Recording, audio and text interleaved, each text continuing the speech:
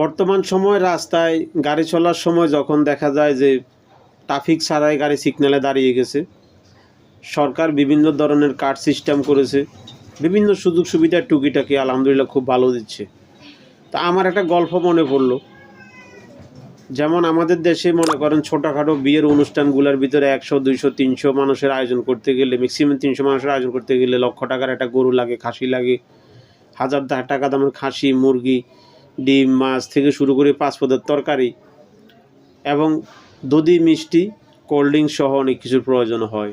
কিন্তু মজার বিষয় হচ্ছে এই তরকারিগুলা রান্না করার জন্য একজন বাবুর্চি যথেষ্ট, আর সেই বাবুর্চির সাথে আরও 10 জন সহযোগী থাকতেও পারে, কিন্তু বাবুর্চি একজন।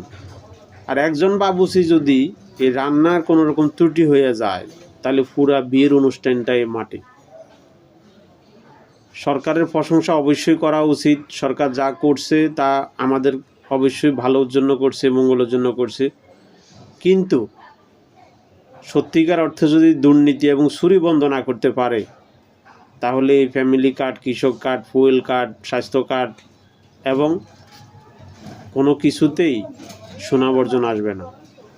এটাই ছিল আজকে আমার গল্পটা। যদি ভালো লাগে সাবস্ক্রাইব করে পাশে থাকবেন। ধন্যবাদ সবাইকে। আসসালামু আলাইকুম।